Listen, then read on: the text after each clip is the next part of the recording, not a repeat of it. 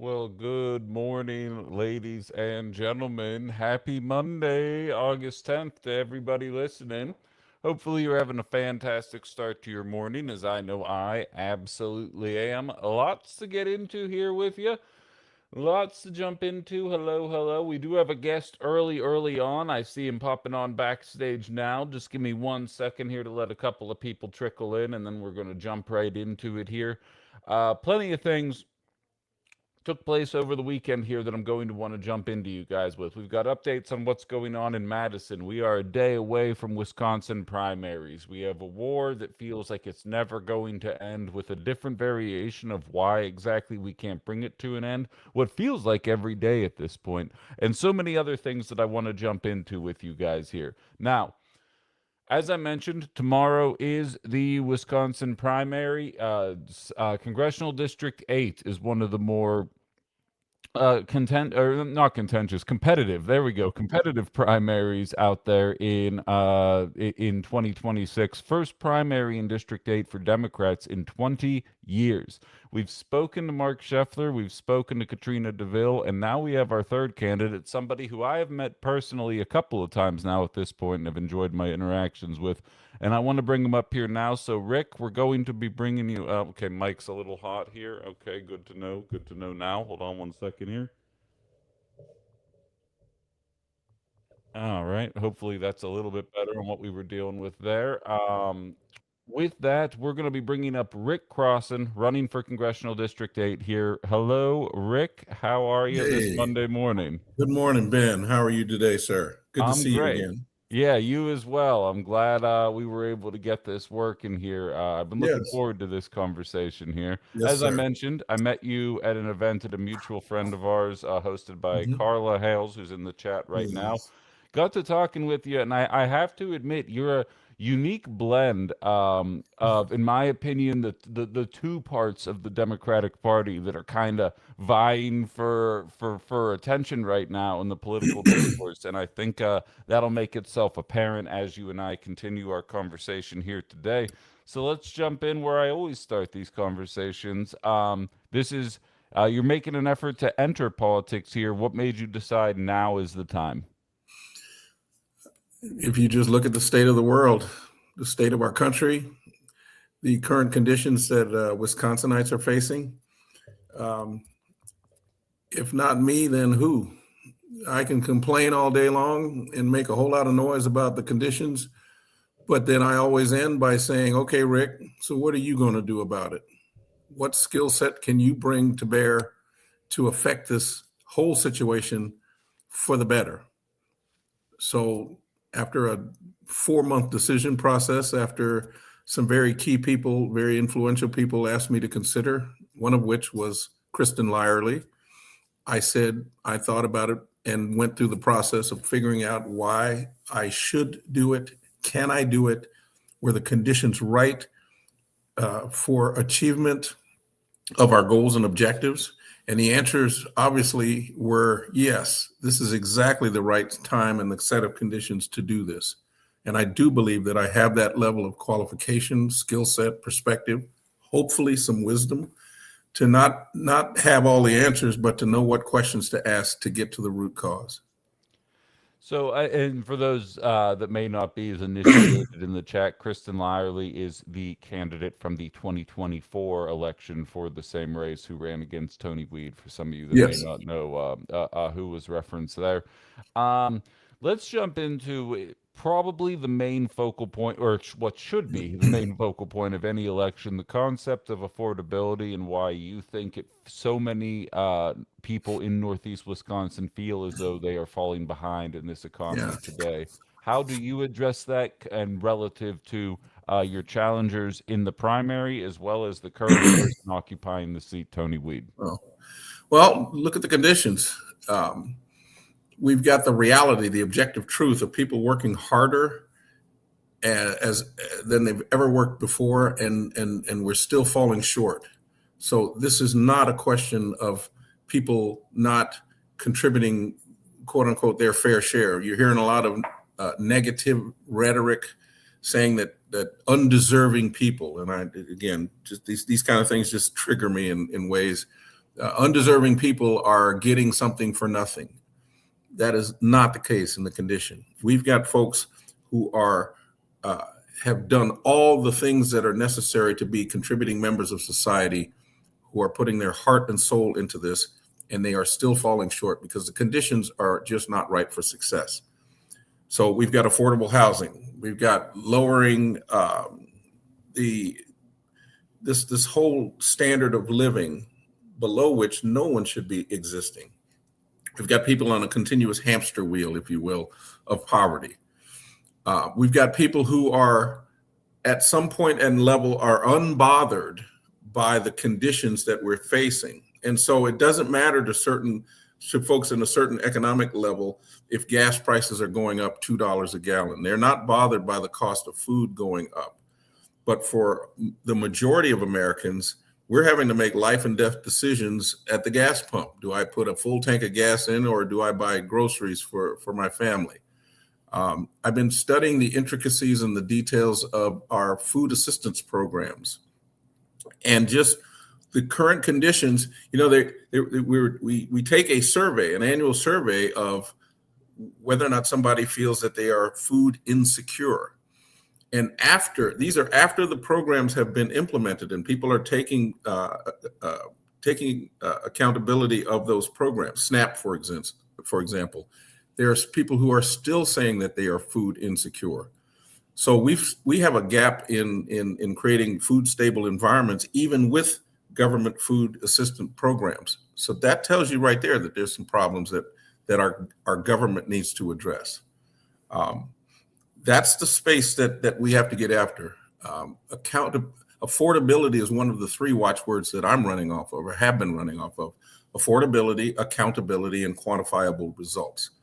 And yes, you can list a whole bunch of things under the classification of affordability.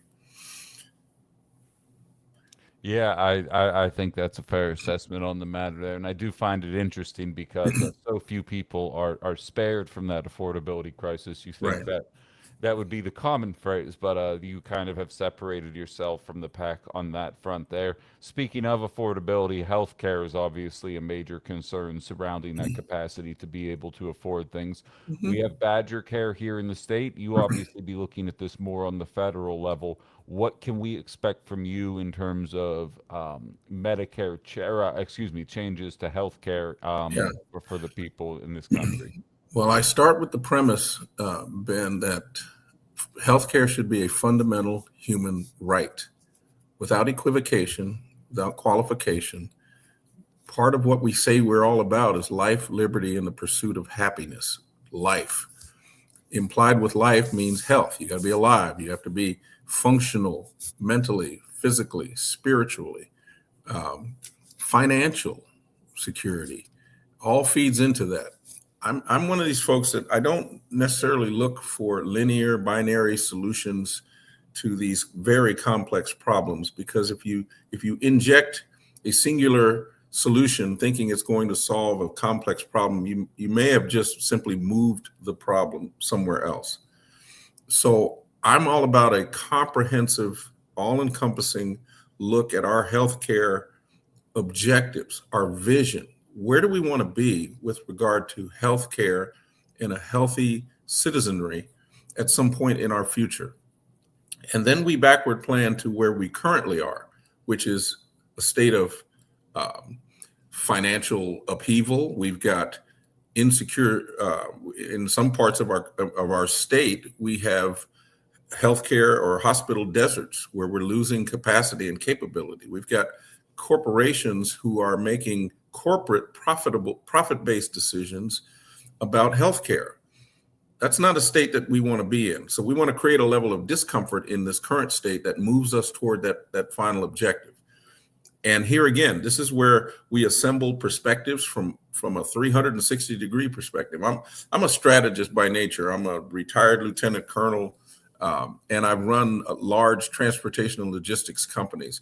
These kind of things, these kind of decisions and solutions are not built in a vacuum, and they're phased in as we move forward. So we could start with conversations about some immediate support and resolution for certain very distressed groups of people, seniors who are living on very fixed income, low income families who right now are one emergency room visit away from catastrophe, financial catastrophe.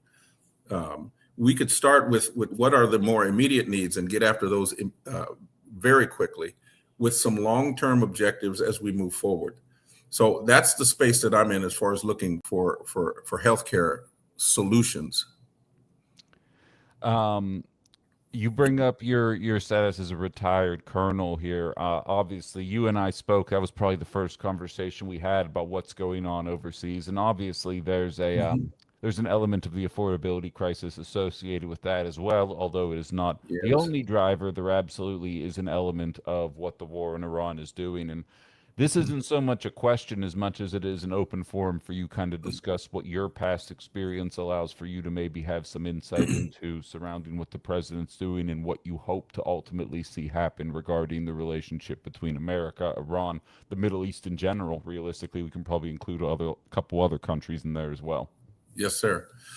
I come at this as, first of all, I'm the son of a career soldier. My father's a retired command sergeant major. He's one of those guys, when he walks in a room, everybody sat a little straighter in their chair. And he always taught all of us to leave something better, in a better state than it was when we got there. So following in my father's footsteps, I joined the military as a commissioned officer. And I went through the ranks. I retired as a lieutenant colonel and had a lot of levels of responsibility from second lieutenant all the way through lieutenant colonel. I was a master Army aviator. I flew in combat aviation units, commanded and controlled, mainly operationalizing commander's intent for very large aviation organizations. And then my culminating role as an officer in the Army was that as a military liaison to the government of Mexico. So I'm very intimate with cross-border operations with elements or elements of all along the southwest border of our country. And I've got that, and I had diplomatic status. So I carried a US passport, diplomatic passport. So I understand the intricacies of coalition building at the national, international, state, and local level. And then following my career as a military officer, I moved here to Wisconsin to work in the transportation, supply chain, logistics world, starting with a company called Schneider National, and was there for up to 9 years at various executive director level roles. I left there ultimately running a trucking company in central Wisconsin for 9 years as its chief operating officer. So when I look at the state of what's going on in our world today, I see it from a leader's perspective, from a veteran's perspective, from a logistician's perspective. So if we talk about this war, this illegal, ill-conceived, unplanned for, unsanctioned by Congress war, I look at it from all of those perspectives. First of all, Congress and Congress alone has the authority and the responsibility to decide whether or not to commit this country to war. President entered into that on his own. Not buying that one. Second of all, I think our military has been placed in very compromising situations as far as its role, its honor. They have been asked to do things that at some point somebody's going to have to decide whether or not these actions were lawful.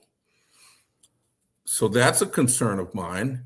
I look at it from a global economic perspective and a global supply chain perspective. Issues like freedom of the seas, freedom of navigation, the free flow of goods across boundaries, all of that has been turned on its head. And I don't know if that part of the genie can ever get put back in the bottle. We've got choke point actions now that if all you have to do is have the threat of a minefield or the threat of drone attacks to disrupt a global supply chain, which is feeding into why the cost of everything here, everything from fertilizer, fuel, food, you name the commodity, it's being affected by this this rash, unplanned for decision. Excuse me. So again, when I go into Congress, and I'm assuming that this will be the case, I'm going at it from a multi levels of perspective to get at resolving this. We've got to have Congress reasserting its responsibility as that check and balance in our government. We've got to fix the economy, the global economy. We've got to restore our position as a respected nation. I never thought that some of our allies would view us as a pariah nation. Never in my life did I think we'd be in that situation. So we got to get that fixed. And then we've got to be vigilant when we do fix this. I think it's bent, severely bent, but it's not broken. And when we fix it, we got to stay vigilant to make sure this scenario never, ever presents itself again. Yeah, I think a lot of people listening probably agree with that sentiment there. We're speaking with Rick Crossan. He is running for the 8th Congressional District here in Northeast Wisconsin, primary, of course, being tomorrow. Big topic of conversation. I actually see people talking about it while you and I are talking about other things in the comments right here, so we may as well jump into it. The future of data centers and flock cameras, they kind of go hand in hand in a lot of ways. We can approach this one topic at a time, though, of course. The idea of data centers going up in Wisconsin, it seems as though whether you're talking about it from an environmental standpoint, from a privacy standpoint, from an economic standpoint, there's a lot of consternation by the public surrounding these things popping up. What does the process look like for approving these kind of things were you to come away with a victory here? Yes. And here again, this is how I look at systems from, when I was running a business, I thought about things from when you get the order all the way through movement of the product, all the way to cash being applied and then money's in the bank, order to cash process. I look at this process of deciding whether or not to implement and put a data center in place from a systems perspective. There's no singular ownership at the local level, state, and federal level of this process by which a decision is made to put a data center in a given community. There should be some ownership of that by our government, at the very least, at the state level, supported by federal government, so that these data centers aren't looking for an easy way in. Right now, they're taking full advantage of the fact that nobody owns the whole process. So they'll slip in, have some conversation, get you to sign a non-disclosure agreement, and before the people are even aware of it, it has moved so far along in the process to where the only thing that will be afforded to them at that point is just some cursory meetings, if you will. I ran across that in the village of Wrightstown, where that's what was happening. There was a discovery that these conversations were happening. And so we got involved. I got involved. I purposely went in and helped facilitate some conversation. And now they have a referendum on their bill tomorrow to decide whether or not to move forward with a data center. So there's that aspect of the people having a say in the process and being able to say go or no go with the forward movement of a data center. Now, if you shift gears again, my brain is saying, okay, there's the environmental impact that has to be considered, because these things utilize a great deal of our natural resources, and water being prime, but also land, noise pollution. There's all kinds of environmental impacts with regard to data centers that we have to take some ownership of. There is also this plugging into our electrical grid with them not bringing any of their own energy with them, but simply plugging in and taking from the existing electrical grid and then making us pay for that. I'm not in favor of that at all. I say bring your own power with you, however you figure out how to do that, or figure out a way to subsidize what is existing if the grid can stand it, because these things suck a lot of energy. And then for us to say, collectively, if data centers are going to be a reality in our future, we collectively have to talk about increasing our electrical grid capacity. And that's a federal level of conversation. I'm not letting monopolized energy companies make that decision for me. And so we have to say if AI is going to be a reality in our future, which it seems to be moving in that direction, although I believe there's a bubble, and just like all bubbles, it has the risk of a bust because there's an overinvestment right now in this concept. Nobody really knows what it is and what it will be. So, but we've got to have some conversation along that whole spectrum. And everybody who's playing in this has to be part and parcel of that.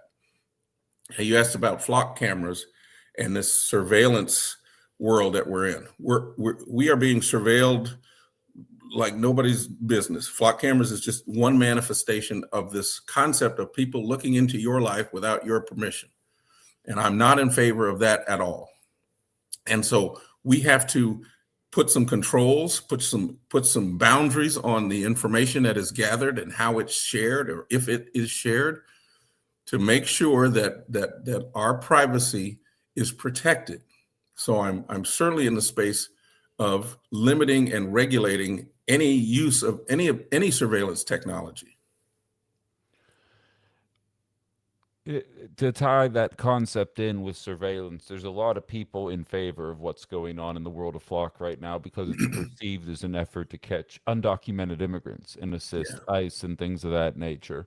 Mm-hmm. You're running in a district won by Trump, won by a Trump ally in Tony Weed. Um, ICE, however, has overstepped in quite a few different ways over the course, especially of the last 6 months. And depending on the person you ask, they would tell you it goes back a lot longer than that. What is Mm-hmm. the future of that relationship with ICE and Northeast Wisconsin and Wisconsin in general look like for you? Yeah. Well, ICE has definitely been militarized. I am obviously certainly not in favor of what that entity has been turned into. So there has to be, just like everything, there has to be first and foremost a reimagining of what that organization was supposed to do originally, reconfirm what that was and is supposed to be in a future state, and then dramatically reconfigure that organization into something different. And its name has been so sullied, I'd call it something else because it would be something else, not just a cosmetic name change, but it would be something different. I would order an immediate halt to what it's currently doing. There's no assessment that has to happen there. It's doing things that go against who we are as a nation. It goes against laws that are already established. And so that one's an easy one to say, stop doing that right now. And we got to hold people accountable for the things that have been done up to this point. Extrajudicial killings. We've got people's rights being violated, all kinds of issues that have to be addressed. And I'm not for retribution or retaliation. I'm for restorative justice, because the laws that tell you what you should and shouldn't do are already in place. I don't have to create any new laws to go after people who have violated these things that we see as essential. So I'm all about some restorative justice here with regard to what has happened here and who ordered it. Yeah, you're speaking my language with that one. I oftentimes say it feels like we've kind of lost the point of what the punishment of crime and punishment is Mhm. supposed to be about here, and Yes, I sir. think that's a fairly enlightened way to look at matters here. Taking it overseas one final time. I know I personally asked you this question during the debate last Sunday here, surrounding military aid. We got a large going specifically to Israel and the Middle East, as well as to a number of different places all over the world Mhm. here. We talk about the affordability and how government can work for us, and I think there is a growing discontentment with a lot of people in the nation that see our money go overseas when it feels like we have so many holes in our own system here. Were you to win, that money obviously isn't going to Israel. But I had to ask you yes or no questions, and you wanted to expound upon that when I asked it, and I'm giving you the opportunity now to expound upon that. Yes, sir.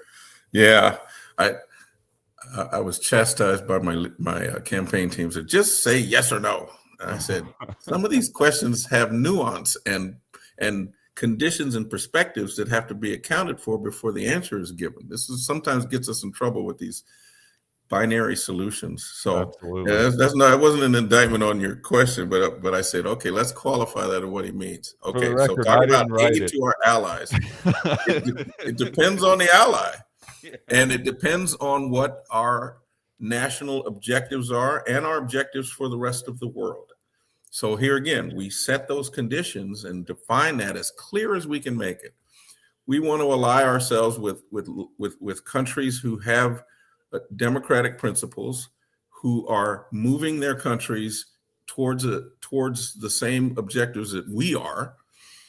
We believe in human dignity. We're not interested in aggressive war that seeks to conquer. So if we're with countries who don't align with that, they're not getting our help. In fact, they're going to get our attention because we're going to try to help them see a better way. Hopefully in a way that is progressive, that moves it forward. It doesn't have to be a negative confrontation in that space. That's about dialogue and communication and diplomacy, by the way, which seems to be a lost art, because that's how things get moved forward. They have to see that there is a better way to be than whatever it is they're doing wrong. So if somebody decides that, hey, after all of that, I still am not going the way that you, United States, would like us to go, then we have to talk about, yeah, okay, there's consequence for that. There's not going to be certain aid to, say, for example, your military or your military endeavors. And we're going to call you out when we see you doing wrong. We're not going to have a problem with that at all. So I'm in that space. That's the space that I'm in with regard to support of our allies. Now, if you want to ask about specific countries right now, and let's go ahead and go there. What I see happening with the Netanyahu regime, I take serious issue with what's going on. I don't see where that is in the best interest of that country. He's not polling popular in his own country, so some of his own people have issue with that. So we have to be on the correct side of things that render the right amount of support. This is not one of those things where I can't take a sledgehammer approach to cutting off all support to Israel. I am not in the space of doing that, but I am in full support of calling out these things that are not aligned with our values and the values of the majority of the Israeli people. I do believe we need to fix that problem immediately because too many people are losing their lives as a result of this quest that they are on. We're speaking with Rick Crossan, running in Congressional District number 8 in Northeast Wisconsin. We're just about out of time here. I just have 2 more left for you. First of all, enough with all the softballs. Do you have any controversial holiday opinions? Holiday opinions. Oh gosh. That seems to be the only thing. I'm joking. All right, chat's jerking me around here. I love all of our holidays. I think we should all celebrate who and what we are and what we bring to the table. Holidays, like anything else, comes with a perspective, obviously. Yeah. And there's a desire to celebrate the good that perspective brings. So I have no problem with that.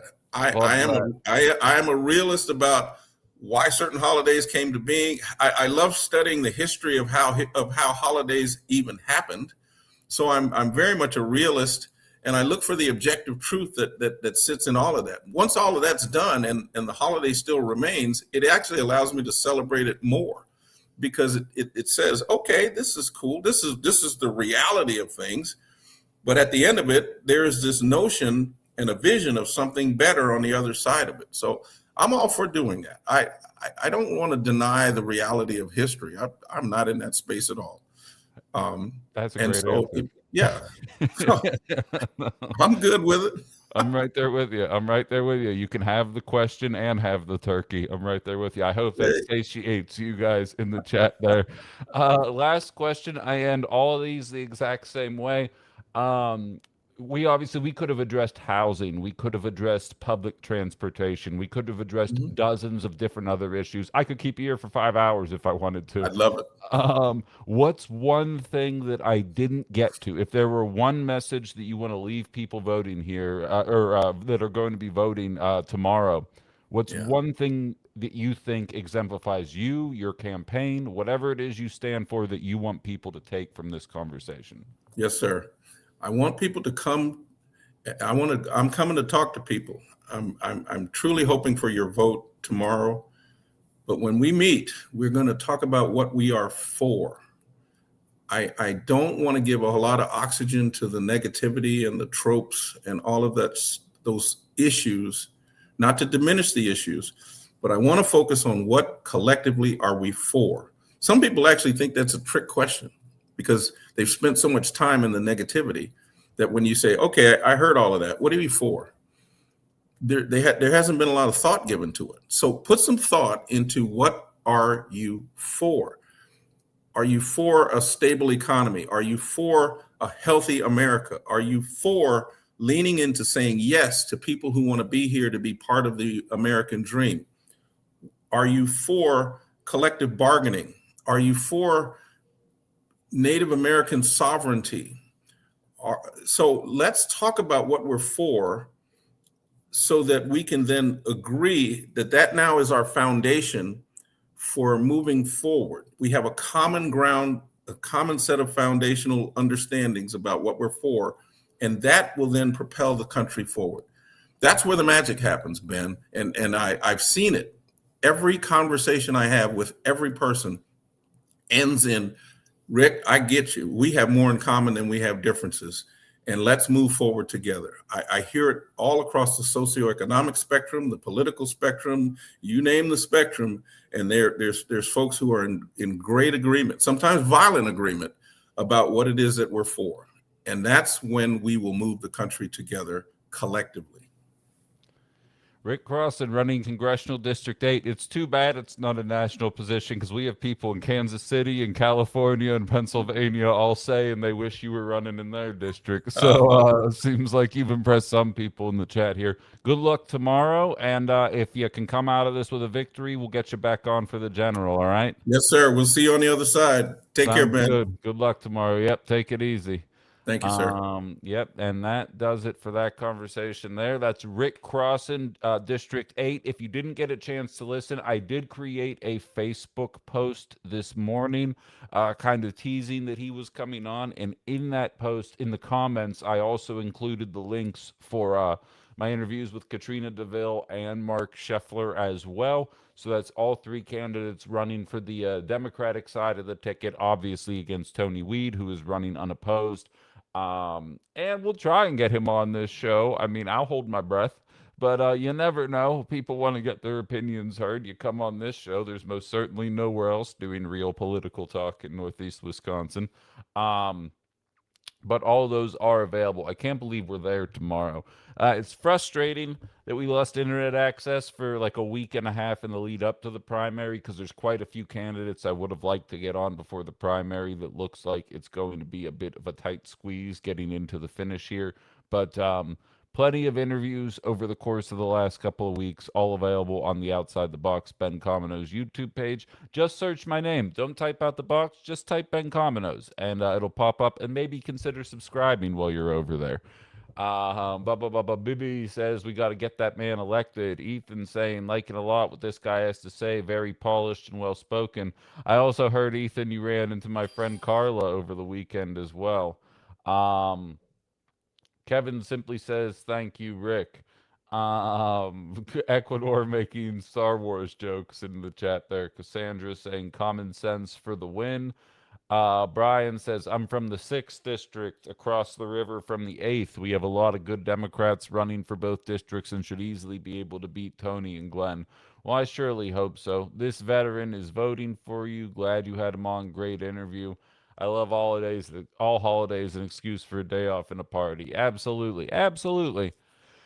But his answer actually was very good because there are problematic parts to some holidays as well, and I think acknowledging the history behind them while also celebrating them was the exact answer. Like that was a solid answer to a joke question, you know? And like realistically, I was even going to joke and make it binary, be like you have to answer yes or no cuz he just said he was taking crap for not answering yes or no. And but like that really isn't a binary question because you can be like, Thanksgiving does have some problematic origins mixed with the feeling of, turkey is pretty good. You can do that. The rickest of the Ricks, send him to the Citadel, says Harambe. For those of you that aren't Rick and Morty fans, that was a funny joke. Ferg says he still prefers DeVille.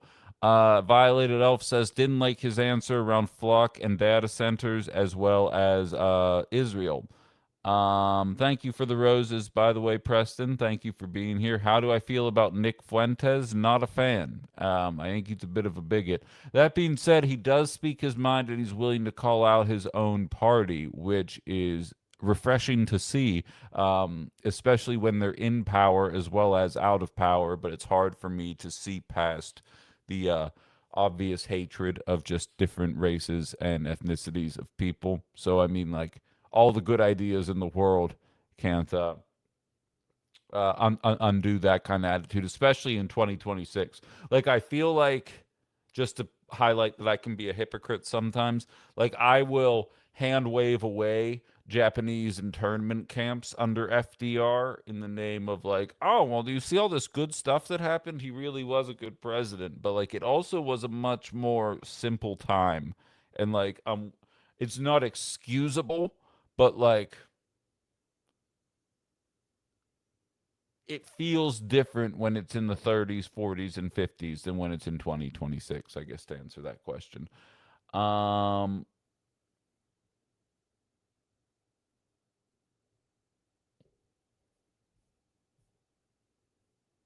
Ali says Rick has a nuanced take on every subject, which means he's done his work and his research and his heart is in it. All the things we usually criticize. Such a breath of fresh air. I agree. I meant to get into that part of the conversation with him, but when I saw him speak 3 or 4 weeks ago, um, he went on to go on about what capacity a. Oh yeah, by the way, I should probably share the link in case anybody wants to chime in and talk here. What capacity a freshman House member actually has to enact change and being realistic. Um, about what one house member can do. And I think oftentimes in this world, I mean, and I'm guilty of it, in this world of looking for that transcendent change, that change that is truly going to redefine the trajectory that this country is on, you might get mad when somebody is realistic, expresses nuance, expresses a desire to address these things, but not necessarily a perceived urgency. But I agree with you, Ali. I think it's more so a matter of having that nuance, being realistic, and understanding what you can and can't deliver on, so that inevitably in 18 months, when you're running for reelection, there aren't people saying, you said you'd do this, and we're nowhere near that because you're only one person in the House. Allow me to refresh my Facebook page here really quickly. I'm going to see what's going on down there in the world of comments. Am I the only one who had issues with his stance on data centers and flock cameras? I believe that's Elf again. Kim says, "Wow, super impressed with this guy. I don't live in his district, but if I did, he would have my vote." Shauna Riley showing up saying, "Good luck to Rick tomorrow. I told everyone in the break room to vote for him. Have an amazing day." Um, yeah, it's an interesting one for sure. Carla says Rick will be at the Allegheny County Dens meeting tonight for anyone local who wants to meet him or ask any questions directly. There you go there. Um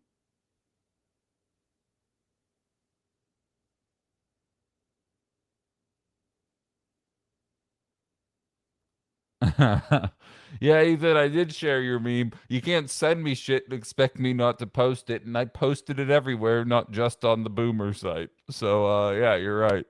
You're right. You got me. Um Carla says, I know he isn't perfect, but I truly believe Rick is who we need to come out of this primary. Volunteering for him and getting to know him this past year has been an honor. And I will say, to highlight Elf's point, the data center conversation is such low hanging fruit. It should be pretty easy to just be like, we're not going to do this. But it seems as though this is going to be a pervasive issue. And to be perfectly frank, it seems as though we're probably going to be dealing with it in the 2028 presidential election as well. Much to my chagrin, I don't think it's going anywhere anytime soon. And you're going to see it evolve. I actually saw a pro data center piece from Utah, and it was showing a woman. I don't know which channel it was on. I apologize. I saw it on social media and I didn't save it. Otherwise, I would just play it for you guys. But it shows a woman who was given like a $250,000 grant from Meta to build this little greenhouse that grows like 500 heads of lettuce every so often. I don't know exactly how often. And the mainstream is now trying to present these data centers in a positive light. Look at all the great things that Meta is doing for this community in Utah. And what's funny is 250 grand for Meta is basically like couch cushion money. Like when you find an extra $20 bill in your pocket and you go, you're like, oh, looks like I'm going to be drinking good tonight. That's essentially the equivalent of what a $250,000 donation is. And I find that funny because the people specifically on the right who try and tell you like you shouldn't be looking for handouts, the free market will fix itself. Meta picked this one random woman to receive a $250,000 grant, and then nobody else is going to get anything, and the mainstream media runs that story up the flagpole with the intention of trying to convince you that these data centers are pretty all right if you stop and think about it for a second. And it's kind of wild, personally. Like I find, because you're seeing the narrative try and shift on the national scene, because they have been met with so much pushback in the immediate, well, not immediate because it's been going on for a couple years, but in the last year, you're starting to see that real pushback start to happen in a way, and so the media obviously has to kick in a way to make it appear less viable. Speaking of that, really quickly, I do have this clip that highlights it because I know sometimes I tick off the boomers in the audience because I'll make a wide sweeping statement about something and then inevitably you guys will be like, no, not me. I don't feel that way. I want to play talking about the national media trying to kind of put their thumb on the scale to impact the general attitude of a population. You watch it happen with data centers, and now that we are about to hit prettiest girl at the ball status again, as Wisconsin has another major primary, I came across this MS Now post on socials this morning, and I have to play it for you. It's not that I want you to. I'm going to play the whole thing. It's only 56 seconds long, but it's towards the end. It's the woman with all white hair who has a thought about the election, and I just want to say this is how the mainstream media still works. It has no impact on millennials or Gen Z or realistically Gen X. Nobody cares what comes out of CNN, MSNBC, Fox News, any of the funky bunches' mouth. I can already see Robin saying, hey, I'm a boomer. This is exactly my point. Hashtag not all boomers, but doesn't change the fact that this is a lot more prevalent than people want to realize. This is an actual conversation about the Wisconsin governor's race happening in national media right now. The difference between Francesca and other politicians is someone I can finally believe in. It's not like the lesser of two evils, or I go out, I'm like, oh, I guess I'll have to vote for, this person because I don't want to vote for that person. So the governor's backing of Crowley means a lot to you. Right. What about Francesca Hong? She kind of scares me. I never saw too much of her to begin with, but what I heard, she wants to cancel Thanksgiving, really too far left. Are you Problem kidding me? for voters like that? Are you kidding me? Are you kidding me? Somebody actually wants to stop data centers. They want to take $2 billion worth of data center investment and instead Invest it in reopening the rural hospitals that have been closing all over our state. Instead, invest it in the schools that have been underfunded since well before I ever moved out here. Invest $2 billion that's supposed to go to these mega corporations and put it into literally anything else. And she's scared because she heard that Francesca Hong is going to cancel Thanksgiving. And that's not a MAGA. At least I don't think it is. I guess it could be a MAGA that's crossing over to vote in a Democratic primary, but I highly doubt that that's the case. That's a liberal boomer woman who watches mainstream media, obviously, because statistically speaking, I'm right, and decides to say, I'm not going to vote for her. And actually, she scares me because I heard she wants to get rid of Thanksgiving. And like what sounds laughable if you are a regular outside the box listener, all of a sudden is very much in the mainstream. When you listen to more generic news sources. And so, no, hashtag not all boomers. I totally agree with you. But the fact of the matter is, I am not wrong when I am saying that the only reason that Francesca Hong is a viable candidate in 2026 is because of people 45 and under. And if it were for people older than that, we most certainly would be going with a more generic milquetoast candidate that I maintain will ultimately have a worse chance in the election were that to be the candidate that ultimately gets chosen. Again, I'm voting for whoever comes out of this. I'm throwing my weight behind Hong, but I'm voting for whoever comes out of this election because Republicans do not have a goddamn idea of what they actually want to do to improve our lives, and that has been made abundantly clear. Culture war slop works on the ignorant. I agree.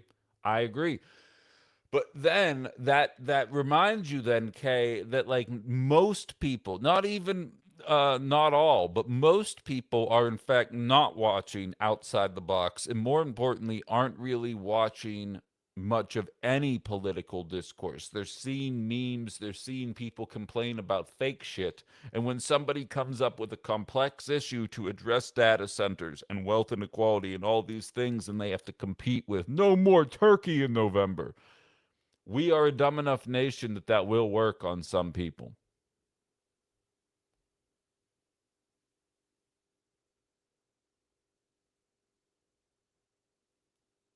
CKK says these are the things my mom's friends say. Boomer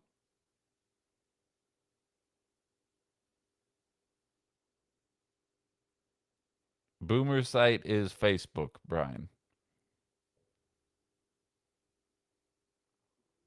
Gotcha. Can you let her know my channel is interested in showing support for the show? We are not political, so it will stand out. I did post Ben in our community page. You got likes. I appreciate you very much, Susan. I need to learn more how we can coalesce. I'd be down to help you out with your page as well. We can talk more off the air. Most people are below average intelligence. I would argue it's half, Brian. Maybe they're below median intelligence, but if it's the average intelligence, I would say half people are below it and half people are above it. It's math. Violet simply says war on Christmas. Exactly. I actually, back when I was on that little radio station, would anytime we were approaching Christmas, I would say Happy Holidays and Merry Christmas. Pretend I said whichever one makes you more mad, and that was how I would sign off in December.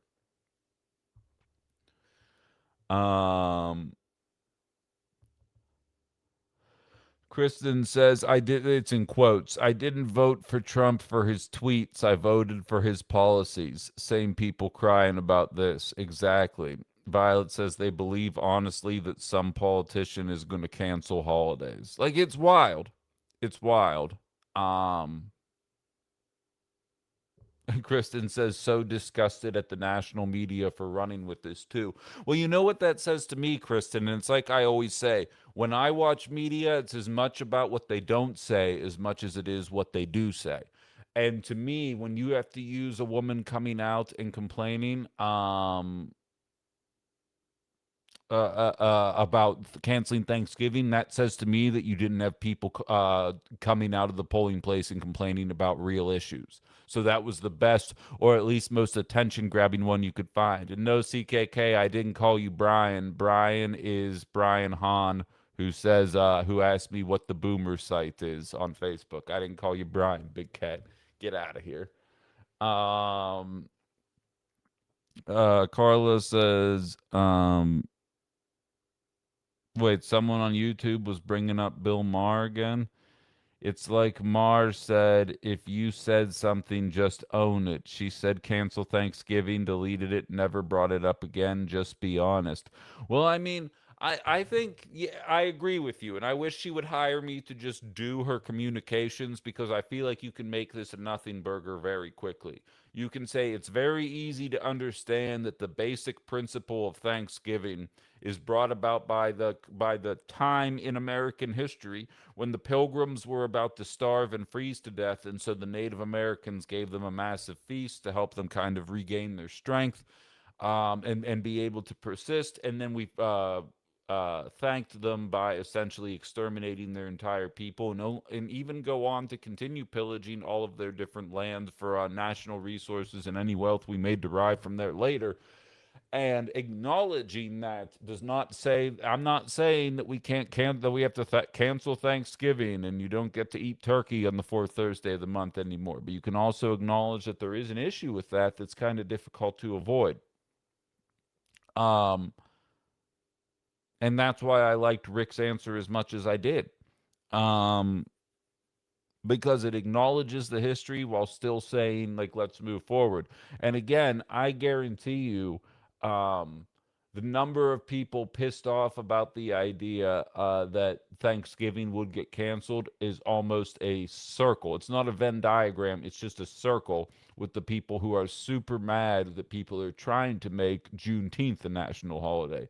And if you said to me, Ben, which one of these two things is more deserving of a national holiday and recognition? The day that black people were treated as free people just as the whites were, or the day that essentially celebrates a feast with a population of people that a lot of our ancestors were ultimately responsible for some pretty bad things happening to them? Realistically, up until the present, I would argue it's probably the former.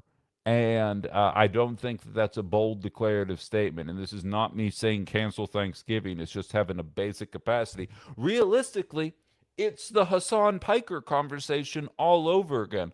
She was on Hassan Piker, and he said that America deserved 9/11. No, he said that America's foreign policy would inevitably lead to 9/11. And that seems like a pretty reasonable statement. And I would say the same thing about October 7th. Like, if you're going to act the way that America, Israel, and the Western allies have acted, specifically towards the Muslim population around the world, inevitably the violence is going to find its way aimed back at us. That's not me saying I'm happy it happened. It's not me saying we deserved it. It's not me saying that anything positive about what took place. I'm saying it's basic understanding of actions and consequences leading to it. And what the Republican Party preys on is exactly how dumb we are as a nation, and hoping that if they just make it a headline, they already own most of the social media. My social media feed is exclusively negative Hong. There is no positive Hong news other than the stuff coming from Francesca Hong's account itself. And even that, I am barely even seeing any posting from, despite the fact that it is pretty obvious. So, they hope to own the narrative by taking very complex conversations, boiling them down to the most basic thing. She wants to get rid of Thanksgiving and loves terrorism.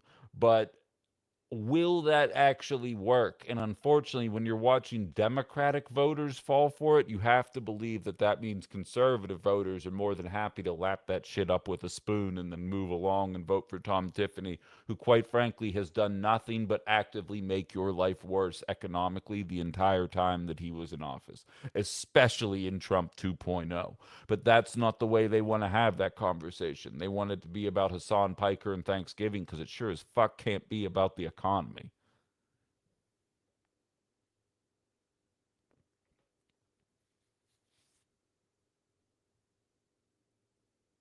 Robin just simply says the country's falling apart, but yeah, let's worry about Thanksgiving. Exactly. Exactly. And that's what's so crazy is that every single day Donald Trump has a scandal. You know what I mean? Every single day, whether it's the $1.8 billion slush fund, whether it's him declaring people domestic terrorists who end up getting assassinated by ICE, whether it be the Board of Peace Fund, fill in the blank. Donald Trump has a new scandal every single day. This is the difference between MAGA and liberals and ultimately progressives, is that love it or hate it, MAGA's message discipline is fucking wild. They can take one scandal and they will not shut up about it for 4 years. If Francesca Hong wins the primary and wins the governorship in November, MAGA will be running on cancel Thanksgiving in 2030, because that's how consistent they are on messaging. Benghazi happened. Let's talk about Benghazi every day, literally every day until it ends. Donald Trump blew up a school. Let's move on now. Let's not even mention that it took place, and we're never going to talk about it again. Hunter Biden and his laptop. Yeah, let's talk about that every single day. Donald Trump Jr. and Eric Trump are invested in defense contractors and mines everywhere. Let's never talk about that. And liberals will talk about it and then inevitably will move on to the thing the next day. The economy is a cesspool. We are embroiled in another Middle Eastern war that not a single person actually was asking for. And yet Republicans are messaging on and somehow fucking winning on the idea that the candidate wants to eliminate Thanksgiving. We sort of deserve what we get in the long run. Kristen says millennials have the best media literacy. It's our time. I would agree. Violet says Fox talks about trans people every single day. Yes, they do. That's one of my running bits on this show. Right-wingers say, I'm sick and tired of hearing about the transes. And I'm like, well, then stop listening to right-wing radio because nobody else is talking about it. Or right-wing media, I should say, because nobody else is talking about it. The only reason I talk about an issue dealing with the transgender community is because right-wingers are fucking with them. And like, if you just stopped messing with them, then I wouldn't be there to talk about it. I would be jumping into the economic issues of the day. And then I do my rounds in the morning and I come across a screaming fit coming from the Morning Joe, whatever the hell his name is. Because socialists and progressives are fans of 9/11 and October 7th. And that was how he was phrasing it. If you want to sit there, he even had Pablo Torres, who is a millennial.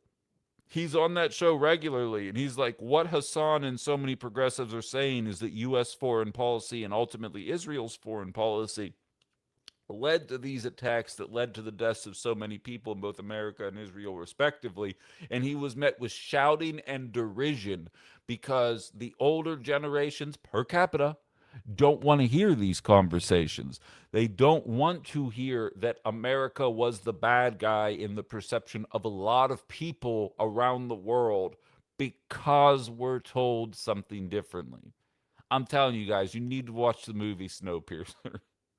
When they have all the little kids, when they're in the kindergarten cart of the train is a metaphor for life, for society. And at one point they're on the train and they're showing you the kindergarten kids be taught how the train works. They're like, and what happens if the train doesn't work? We all burn and die. And what happens if we don't do our part to keep the system running? We all burn and die. And like, millennials are kind of the first generation, and it's probably because of social media, to kind of look at what we were taught about American history, about American foreign policy, and the perception of people that people have of our country around the world. And it's like, well, no, I get that. I still am proud to be an American, and I like that I was born here, and I was certainly afforded with the ability to do a lot of cool things with my life because I'm an American. But I also have enough of a deductive reasoning to be like, well, seems like we did some pretty messed up stuff for the better part of our entire existence, as have most countries. I think that's where people get hung up on this, is that I understand that if there were another country that became the superpower in the 1940s, they by and large would have done all the exact same things that America did. I'm not saying that America is uniquely evil.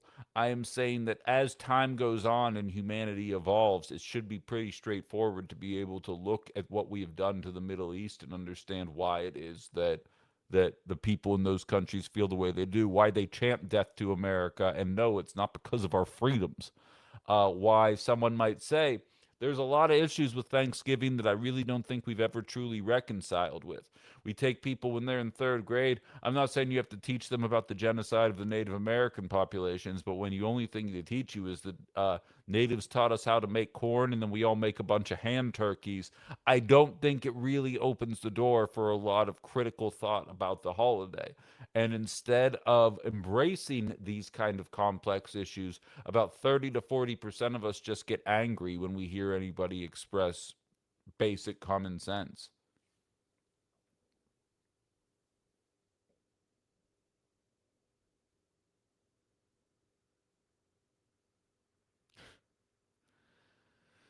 KG says, Merry Christmas and Happy Holidays. Don't care if it's sincere wishing me well. If it's culture wars, fuck off.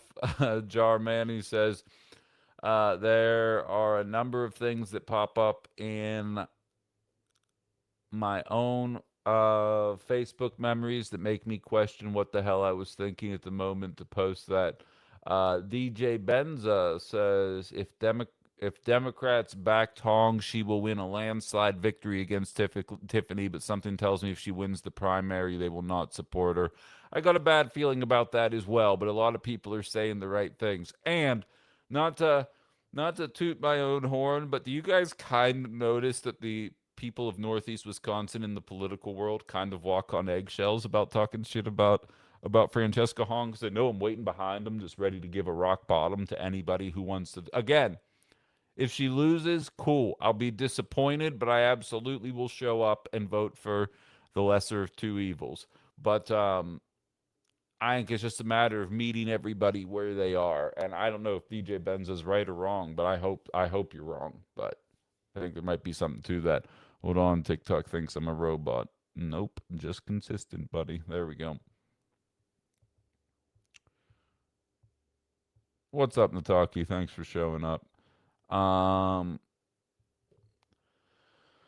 Cassandra says, how about all those closed Capital One accounts? Absolutely nuts. The media isn't reporting on that. That's what I'm saying. It's just every day there's a new thing. And then that's kind of the detriment to Democrats. Not that they're infallible, but that they do scandals significantly less than Republicans. And Republicans are just very good at messaging consistency. Again, I cannot stress enough. I have to phrase this carefully because I can't describe any kind of harm coming to myself. I would go crazy. I would go crazy. Like, I go out of my way to make sure that every day's show has different topics than the one that came up before it. Unless, of course, there's just a major story. But by and large, I try to keep my stories changing and varied every single day. And because I'm not a propaganda arm of a political party, and very clearly a large percentage decided they want to be that, and Republicans have mastered us. Heather says, tell us about King Thanos and how he kept the Hulk in jars and the Mr. Fantastic chair. It's a little above my pay grade. This isn't the venue for that. That's more of a Ben After Dark thing, Heather. So if you want to swing by for like the fun parts of me, then come back at 7 p.m. Central Time and we can jump into that conversation there.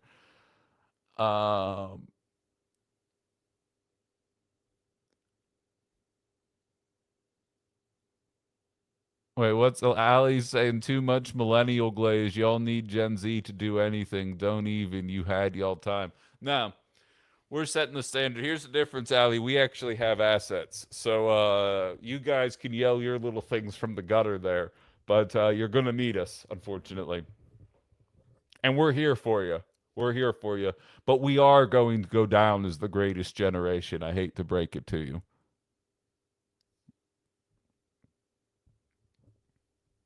Trump's brutal budget cuts are going to make some American cities look like third world nations due to a massive spike in homelessness in 2027. Homelessness will spike. You're probably right. Although I will say spike is one thing, but homelessness has been going up since COVID. Full stop. Doesn't matter if it was a Democratic trifecta, Republican trifecta, or a mixed bag. No stop and no stop there.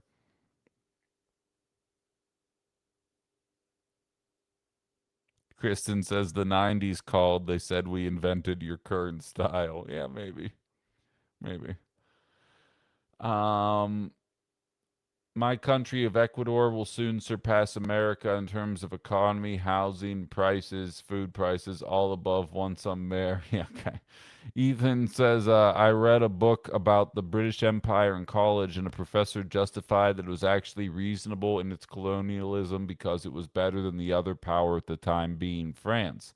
I think about a lot when you look at American history. Japanese internment camps were terrible, but compared to other powers at the time, it was good that America was the winner, the superpower. Yes, yes, I agree with that, and mostly from a sentiment of what's happening in so many other places around the nation. But it's not. That's really hard because I do think you're right. I do think that sentiment is accurate, but I also know that we leave a lot to be desired. But it's confusing. Can you guys hear that music that's blaring outside of my apartment right now? I can hear it very faintly in my headphones when I'm talking. I don't know if anybody else could hear that, and it's throwing me off. It sounds like Ethan's question is throwing me off, but it's not that. It's that I'm trying to think, and it sounds like there's some music going on in the background.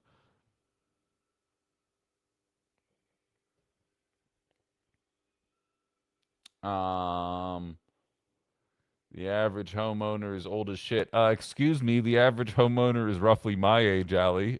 Calm down with that. Um,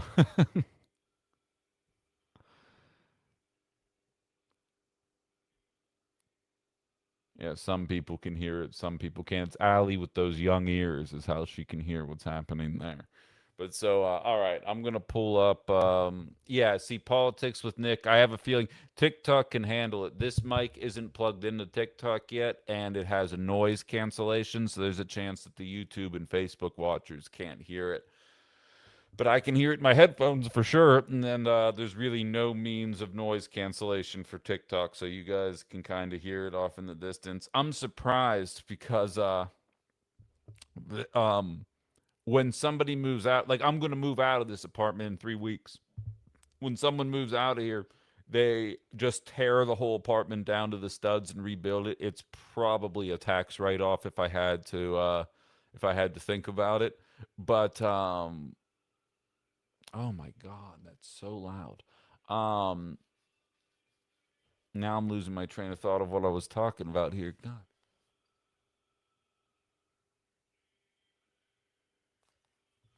If you guys can't hear this, that's blowing my mind. That's so funny to me. Um, yeah, I'll figure out the mic after the fact. I'm all clustered right now. But in any event,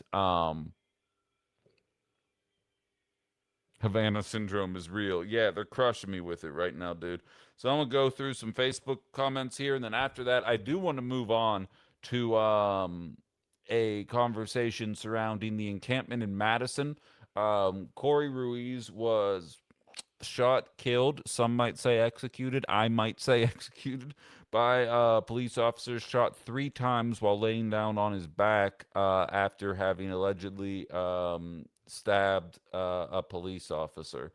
Um, and I want to get into the demands. We had a conversation last week about what are the demands coming from that encampment. There needs to be an end game. There needs to be a goal. Well, fun fact, there's an end game and a goal that was made available and put in writing that I would like to jump into with you guys. Before we do that, though, Deanne says, we as a nation should be better than we are during Japanese camps, but clearly at least a third of us are doing the same with ICE. I agree. And we are much more evolved at this point and should absolutely know better. Christ on a bike, says Kim. Seriously, come on. Why am I stuck in this generation? I am stuck in it by 2 years. And why are you so stupid no matter how old you are, no matter what generation you are in? This boomer was born in 1963. My God, can they not critically think? Yes, the Thanksgiving thing is a total nothing burger, but the only thing the national media is talking about. It is so maddening. I just can't understand the blatant stupidity. Um, yeah, seems like that's the general consensus of what's going on Facebook right now. Yeah, that woman had me going. That woman had me going, and it was a mixture of seeing that clip in conjunction with watching MSNBC have a complete meltdown over the idea that someone might be able to look at terrorist attacks with a degree of complexity in a way that so few people are able to do. Um, and inevitably, if I do run for office, because this is all archived on my Outside the Box Ben Cominos YouTube page, which everybody should subscribe to, um, inevitably these sound clips are going to be pulled and used against me in my future life because I'm supporting violence in the nation, because that's just how much complexity we're willing to address these things with. But so, in any event, that's future Ben's problem. I don't need to worry about any of that for right now. Let's jump into the next story here. Allow me to just briefly work on bringing up the list. Where'd you go? All right. There they are. All right. So this is as of the Prioritize the People Coalition.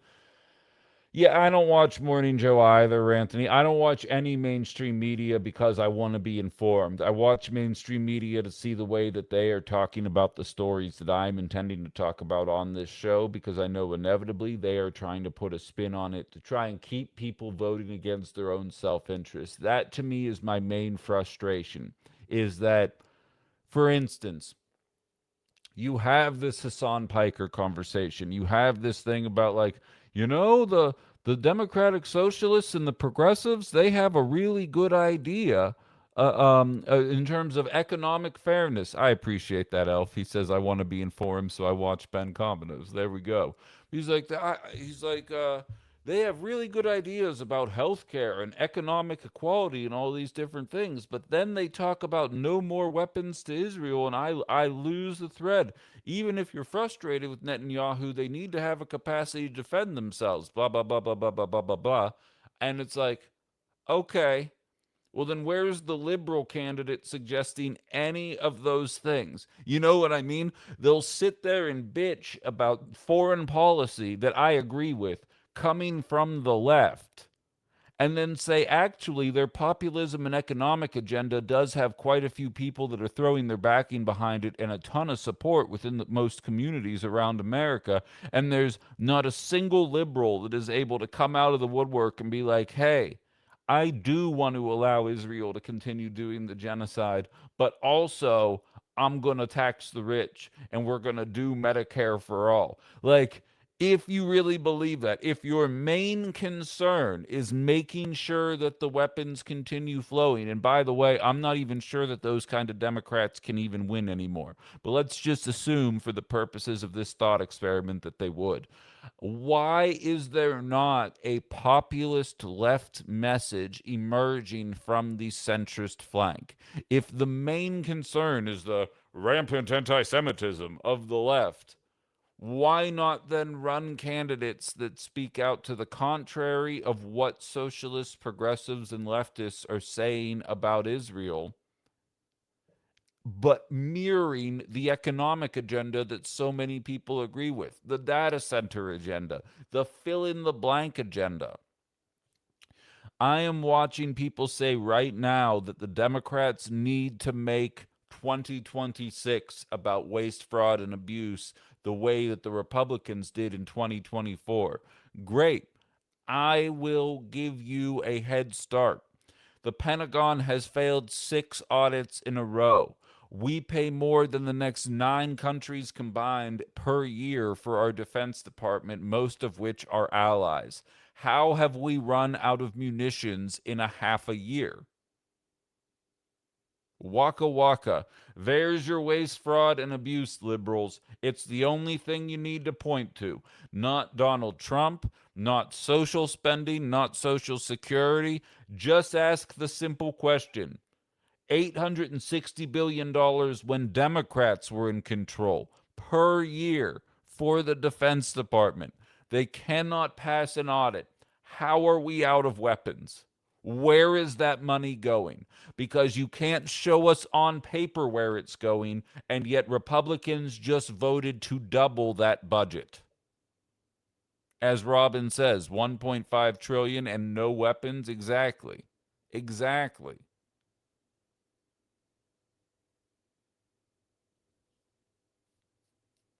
Ethan says a lot of very big houses in Northern Virginia. Not sure who lives there. Richmond, north of Richmond, correct? We all know where it's going. Exactly. I am being dense for the purposes of this rhetorical experiment. I know where it's going. Look up stock buybacks in the Defense Department, defense industry. And again, back in 1993, there were over 50 defense contractors. There are now 6. This is yet another industry that has been cannibalized by monopolization, and now these 6 companies are raking in record contracts for defense spending, and they either can't or won't keep up with production.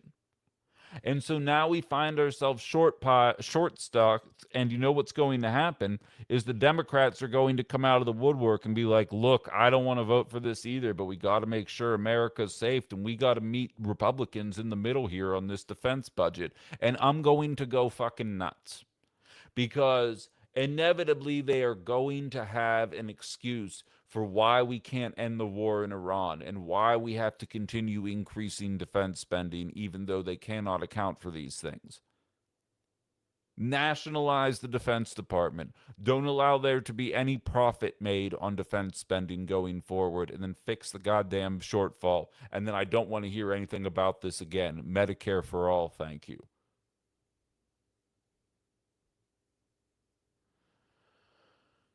Stevie says there better be some cool-ass space lasers coming to justify the lack of pew-pew. Yeah, you know, I don't think it's coming, and to be even more frank, I don't think I want it.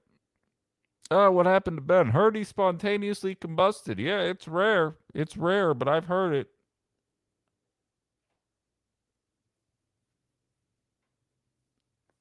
All right. Let's get into Madison, shall we? I need a sip of this really quickly. This show's flying by today. I don't know about for anybody else.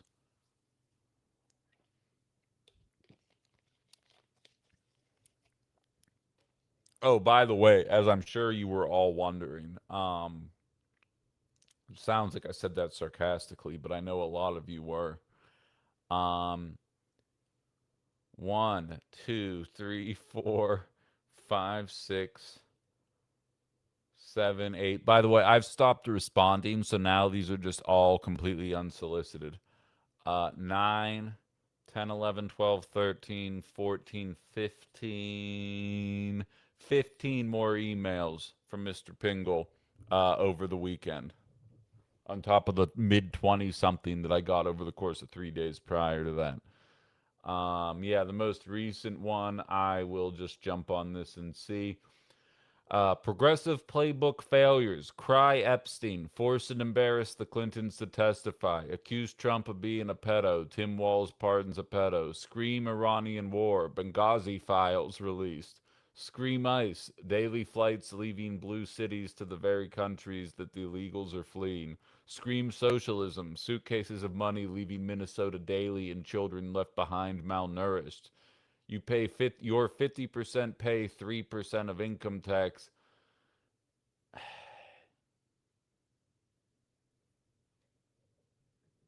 That guy's vote counts just as much of any of yours. You know what's funny, Brian, is Craig actually started emailing me as well.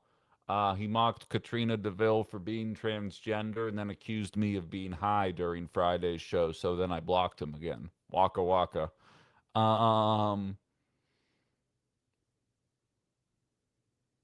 Remember the early days of the Ukraine war when we all laughed at the fraud and theft that left the Russian army hamstrung? Yes, I do. Yes, I do. I don't think it's any yeah.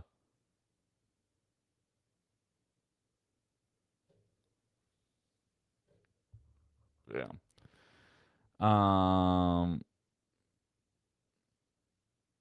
Oh, well, thank you very much. Politics with Nick says he loves my commentary. I appreciate you very much. Elf says someone's got a crush on me. CKK is telling me I should report it to the authorities. I'm just gonna. I think I figured it out. I think he actually hates Kirk Bangstad of the Minocqua Brewing Company quite a bit, and just the fact that I'm affiliated. I don't think he understands the nature of Kirk and I's relationship, where he's syndicating my show and I write for him, and I think he's very confused about how the two of us operate. Um, and I mean, he's a Republican voter, so I feel like confused is just a synonym at that point. Oh, jing. But anyway, all right, let's get into this conversation about the demands of the prioritize the people coalition, because I read them through. I looked through what was going on here. And Ben's got jokes today. Yeah, I come with him from time to time. How about that Holy Trinity joke on Friday? I saw my career flash before my eyes, and like now I think I might make it into a shirt because I can't help myself. But so, oh, hey, Jorge, long time no see. What's going on, man? All right. So coalition demands coming out of Madison. There are 10 of them. Arrest the killer cop Keel Peterson. Reopen the case of Richard Lee Johnson. Fire Matt Kenny. Fully fund Office of Independent Monitor and Police Civilian Oversight Board. All information given to Office of Independent Monitor, OIM, and Police Civilian Oversight Board in accordance to law. Exclusion of disciplinary power given to Police Civilian Oversight Board to hire and fire officers. Strengthen the CARES program to be accessible 24 hours a day and establish an independent hotline. Establish a Dane County Civilian Oversight Board. End qualified immunity for officers. Disarm police officers. Disarm patrol officers. Now, the last one's probably going to run into a little bit of pushback, but I'm not going to lie, a lot of these actually seem incredibly viable in terms of things that should probably be expected in a moment like this. Look, as I've stated before, I think a lot of people want to be couch warriors when it comes to some of these conversations because you never know how you're going to react in a situation. That being said, the fact that you are put in a situation to begin with is oftentimes brought about by a lack of calm, cool, and collected understanding in a certain situation. I happen to know, as someone who is a bit jumpy, I would not be someone that you want in that kind of situation. It's why I never applied to be a police officer, and there's a good chance that a lot of the people that are police officers might be better suited to do something else. The fact is, when a man with a melee weapon, because a knife cannot do any long-term damage, you don't want him sprinting at an unarmed pedestrian or something like that, but by and large, once you have him surrounded by 3 or 4 police officers, the basic concept of being outnumbered should kick in. Remember the song, Damn It Feels Good to Be a Gangster? When you're 5 guys down, what the fuck you gonna do? Damn It Feels Good to Be a Gangster. Guy was down quite a few people. Really not a necessity to put as many bullets as they did into one person. I think at a bare minimum, and I think I made this comparison last week, but I can't remember if I thought it or if I said it out loud. But I find myself in the aftermath of police shooting of unarmed civilians, or at least not pew-pew armed civilians, that we have a different standard of crime, violence, and mistakes when it comes to police officers, just like we do with powerful people in the aftermath of the Me Too movement. There were a lot of people, like, remember when we found out that Matt Lauer had like a button under his desk, like fucking Mr. Burns, and he would push the button and it would lock the door behind him, so he would invite young women into the office and then lock the door behind him. Do I have to say alleged? I don't know if this was actually confirmed. I feel like it was. You guys remember the story I'm talking about? I'm going to say alleged just to cover my ass, but I'm pretty sure it was confirmed. and he would push a button and it would lock the door behind him, and then a bunch of creepy shit would happen. And like then a bunch of people came forward and said that it happened, and the NBC was like, "Well, he's fired now." So I guess that's the end of that question. You know what I mean? Charlie Rose, the same thing happened. Louis C.K., realistically, the only person that ended up running into any kind of repercussions for his actions was Harvey Weinstein, and that was dragged out. And I'm pretty sure most recently I saw that he got released. Did I see that correctly? I'm pretty sure he's not even in jail anymore for like a lifetime of being a piece of shit. And so I was there in 2018, 2019 saying it's pretty crazy that a lot of these people are being found guilty of sexual assault, if not something much, much worse. And their punishment is that they lose their job. Now, don't get me wrong, as someone who works in media, when you lose a job like that, and you don't have the capacity to immediately bounce back on your feet and surpass the follower count of the shitty little station that did the firing, that sucks. You know what I mean? Like, it's shitty to lose that position, especially when it's a multi-million-dollar position. But in the grand scheme of things, if a butcher were found guilty of doing the exact same thing, something tells me the prison time sentence would be a decent bit longer than anything that any of the people that we saw, Weinstein notwithstanding, go through in the aftermath. And I would argue the same thing is true of police-involved shootings. When not all of them are as cut and dry as this, but after seeing 3 bullets put into a man laying on his back, clearly that was an emotional response, assuming the slashing or the stabbing or however it's being described is as bad as reported. It seems as though it was an emotional response. Someone was mad about what happened and immediately plugged them 3 times. We can have a real conversation about self-defense, what goes into the job of being a law enforcement agent, all of these different factors. I'm not condoning it. I'm saying that we can have that conversation. I think a conversation that's fairly cut and dry is that any person willing to put 3 bullets in a man laying on his back, regardless of what happened before that, should not be a police officer. And I don't think that that's a bold statement. At the minimum, it shouldn't be excused without leave. It shouldn't be suspended with or without pay. It should be this person's never going to have law enforcement authority again.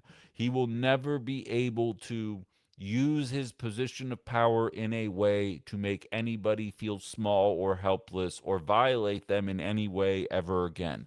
Absolute bare minimum, without getting any more of the information that is necessary other than that. Just looking at the video and seeing the way that he reacted. Oh, okay. So that's not a police officer then. That's not somebody that should be able to do this, because that was pretty disgusting what we ultimately ended up seeing. And then pursue the legal elements. I'm not saying that losing your job should be the end all be all, but I remember the reason I brought up Me Too was I was criticizing, like, I can't believe they're doing all these awful things and the only punishment they're getting is that they're losing their job. Well, in the police world, they don't even get that punishment. They just go on a break for a little bit and then come back. I think we can maybe have a conversation about the future of that in police work. Justin, you're gonna have to let me know what Kelda said in the gun email. I'm interested. DJ Benza says, I was wondering if the kitchen knife was intended for breaking into cars, hence it wasn't utilized as a weapon, but I went to Reddit to see that's possible to use as a Slim Jim. I was flagged, LOL. You know, as a shadow banned bandit, DJ, I can deal. I can vibe with that. Although I'm not banned anymore, I'm popping on all cylinders.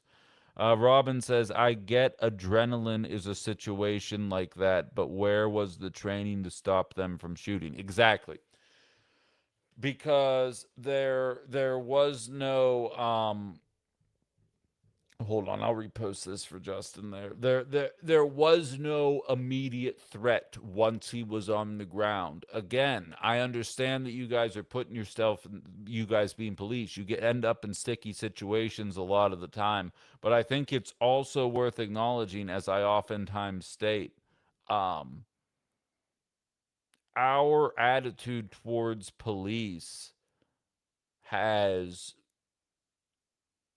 it's almost from like a superhero world. Like there really aren't that many bad guys that are out there. You know what I mean?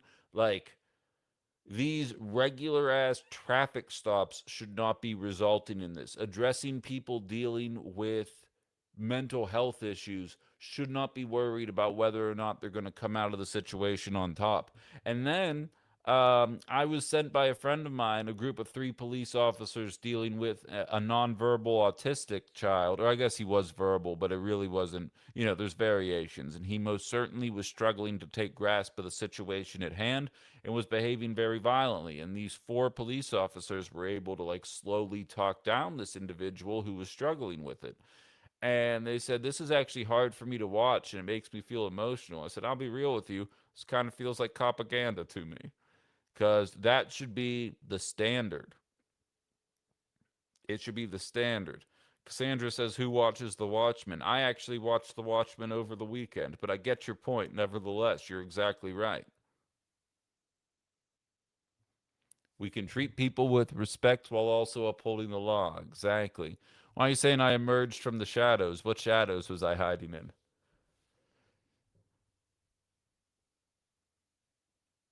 It's kind of a rough comparison. The reason no one powerful went to jail in Me Too was because if you went to trial, you'll probably see a lot of other people catch some charges. I'd argue the same would be true of the police station. Oh, yes, okay, I'm no longer shadow banned anymore. Yes, exactly.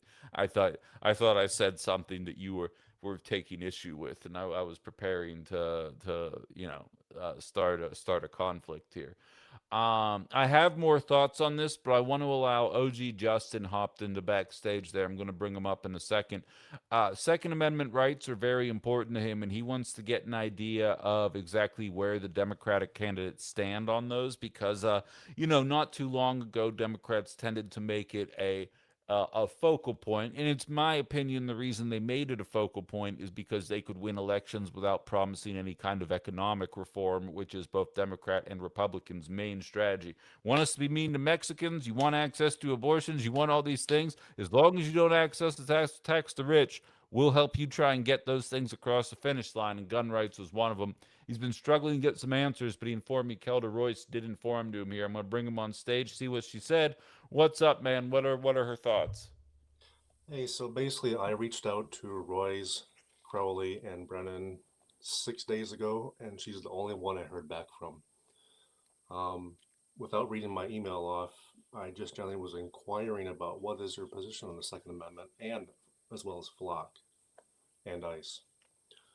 So it was basically a three-pointed email, and she had responded today, and she was the only one that responded. Thanks for the questions. Even when we disagree, she takes seriously the concerns that pro-gun constituents raise and appreciates the ability to engage in respectful dialogue.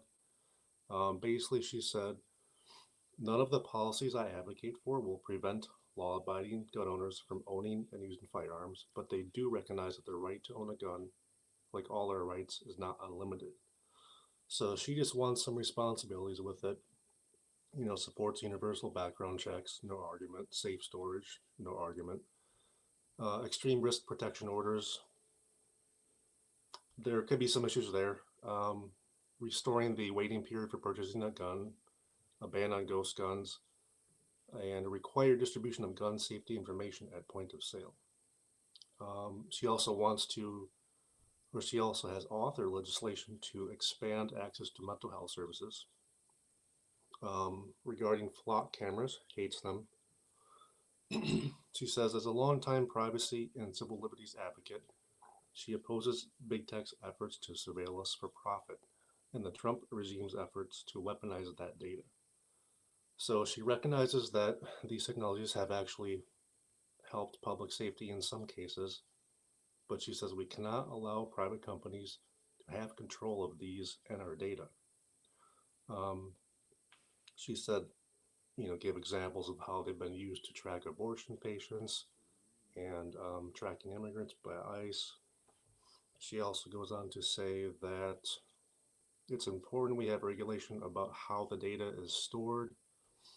Maybe it should be deleted right away. It's not shared or sold by public or private entities.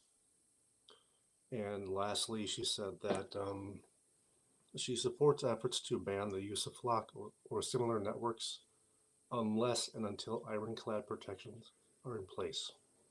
So she wants to prevent government or private misuse. And she said, also lastly says, for over a decade, I have called for the abolition of ICE. So that's about it. Okay, I mean, it's nice when you don't get a form email at the very least. Did that answer suffice for you, or what were your thoughts after reading it? Yeah, I was pretty happy with her answer. I would say pretty mostly in agreement. Um, I don't think there's ever going to be a candidate for anyone, regardless of your, strong issues or viewpoints. That's going to be 100%. Sure.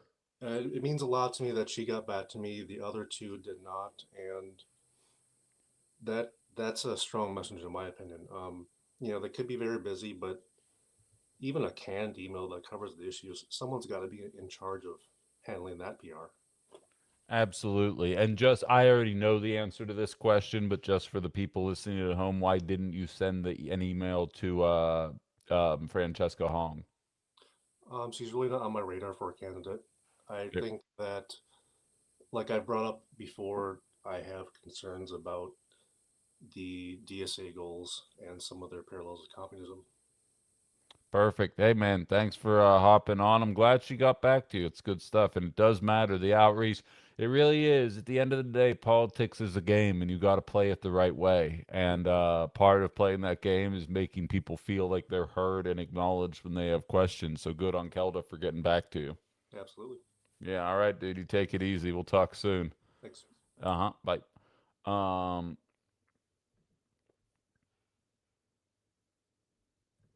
Brian says, again, Ben Flock, your ring is just as devious. Okay, first of all, not my ring. I do not have a Ring camera. I do not have an Alexa. I do not have a Flock camera. I have a Mac. I'm currently being spied on right here and right here, but I'm absolutely not increasing it in any kind of meaningful way. I don't even have, so I have like an Xbox One from back in the day, and like you used to be able to put an Xbox Connect on there, and the commercials would be like, "Hey guys, how cool is this? Xbox on," and then the Xbox would turn itself on, and I was like, if when my Xbox is off and I say Xbox on and then it turns on, what that says to me is by adding this thing, my Xbox is never off and it's going to hear me all the time. No, I hate Xbox. It was a gift. It was a gift. Don't give me that. Don't give me that violent. It was a gift. I hate Xbox. Go PlayStation. Um, but I have a PlayStation 5. All right, I got the newer PlayStation 5. Um, but in any event, um, the idea that it was always on always bothered me. So like I don't have any of that shit. People are like, you don't have an Alexa? I said, I can just get up and turn my lights off by myself. I don't have to say, Alexa, dim the lights, and then have it dim the lights. I can live in a world where I just go dim the lights. That's fine. That's fine. I'll live. I think we'll all live. Um, get the flock out of here, I guess is my point. CKK, who said gun control has been a key reason that I haven't been voting for Democrats. Francesca Hong is a template gun control talking points paragraph on her campaign page. Yeah, I mean, the basic talking points, right? And I mean, fundamentally, I think it's the double-edged sword of acknowledging that as long as we are in a society that doesn't take mental health issues seriously, we're going to be dealing with that kind of thing, mixed with we're the only country that has this kind of prevalence with mass pew-pewings, and I think we have to acknowledge that there's probably something wrong with the way that we are doing things. As somebody who is a staunch defender of the Second Amendment, I think it's hard to avoid that clearly we're doing something wrong. And I have some theories about that we could get into in another time, but I have some theories about that. as well. But to bring it back into the realm of Madison here, it seems like a lot of these claims are for basic oversight, the removal of people at the top of a lot of these groups that are supposed to be responsible for allowing for that oversight, and a complete fundamental shift in the way that policing is happening in Madison. And like,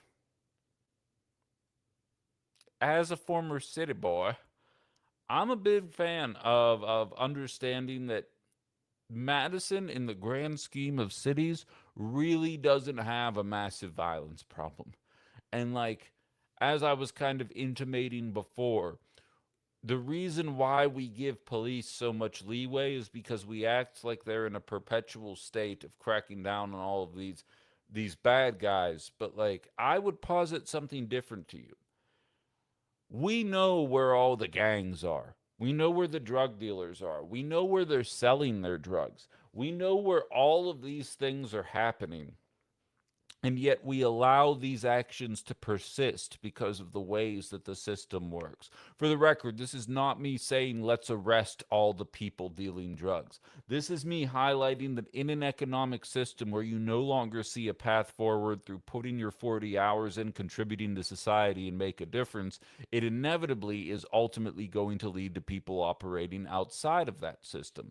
So now you're operating outside of that system, you're on a corner and you're working that corner, but then somebody else shows up and says, that's my corner now.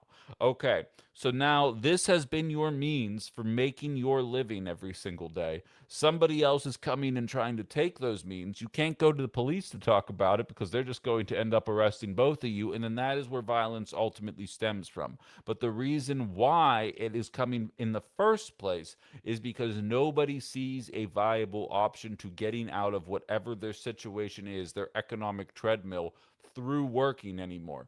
I know enough people in my life that aren't burdened by years slash decades of a system holding them down to try and climb out of some mountain of debt. They're struggling to break even just with a basic ass life. Just like, I don't have any ailments and I don't have any systemic oppression weighing me down or anything like that, let alone if you have to overcome that as well. Have that conversation about policing, and I think you would have a lot more people willing to talk to you in good faith about why it is that people are acting the way that they are acting. And when you see these demands, I think it's a pretty reasonable ask, all things considered.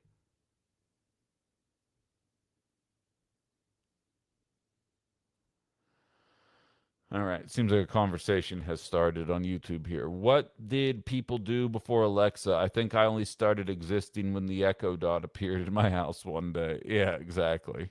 Exactly. You sound like the woman who scared Francesca Hong's going to take away Thanksgiving. I remember in the late 80s, I was the remote control. Justin changed the channel. Exactly. Wait, why did I sound like Harvey Dent? What was the part that I said about Harvey Dent? Oh, arresting all the drug dealers? Yeah. What can we do with 18 months of clean streets? You know what's crazy is if Batman existed in real life, I would absolutely fucking hate him. You know what I mean? Like, that fascist, who's he to decide? Meanwhile, I'm like, yeah, we need to operate outside the system. Uh, Trees are cool says it's not as devious. Be for real. There's a huge difference in storage of info and access as well as metadata accumulation. Being scared of communism when we are in the failing stages of capitalism and are so far away from communism is also silly. I don't know what that's in relation to what I was saying. I'll be honest, I don't know.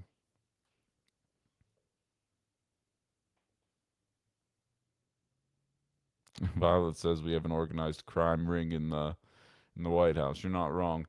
Um, yeah, some say he operates outside the box in theaters now.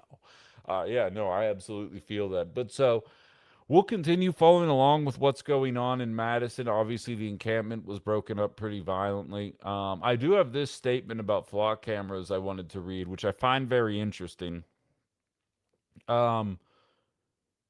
One individual working in the insurance field saying those flock cameras, I can access them at work. I work in insurance. We use them routinely now. They have me pulling images of your car to see if you lied about damage. Just last week, they had me check multiple cameras on someone's vehicle to see if the damage they claimed had existed or if it was truly new. In about 30 seconds, I had over 150 images of this vehicle all over their hometown. These are not crime fighting tools.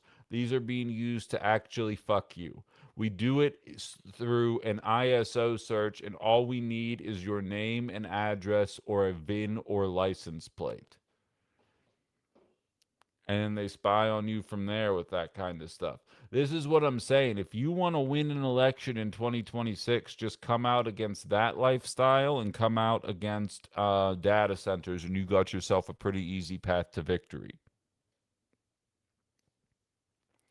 Robin says, I use Google Earth to see previous damage from my insurance job. Well, isn't that funny? Because that's just another example. But again, Americans will voluntarily give away their freedoms if they perceive that the benefits are worth it. I remember in the early 2000s, you would like try and like randomly Google Images would always update their photos of your house, and then like one time it would snap a photo while you were cutting the grass, and then you'd show all your friends like, look, this satellite from outer space. If you zoom in, there's me cutting the grass right there. And nobody was worried about the long-term effects of that or how that would ultimately be an impediment to what it is that you were trying to do, because everybody uses GPS and everybody wants to have access to GPS. And using GPS at a time when or using GPS instead of maps, for me, as a millennial, it's the most technology-driven thing that I refuse to punt on. I am here for GPS. People are okay with it.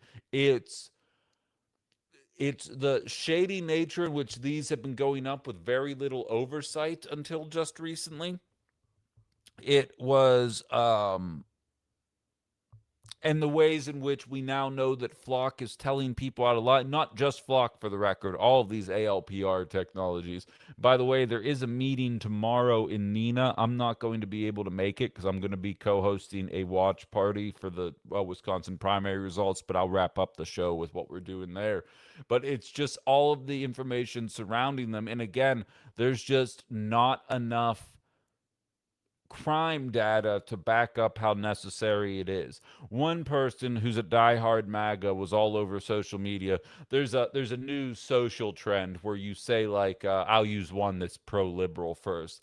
They'll be like, the interesting thing about how much Donald Trump spent on the ballroom is that he's mentioned 38,000 times in the Epstein files, trying to make it seem like whatever dumb bullshit you think matters pales in comparison to this statistic right here, and this is what we should actually be talking about.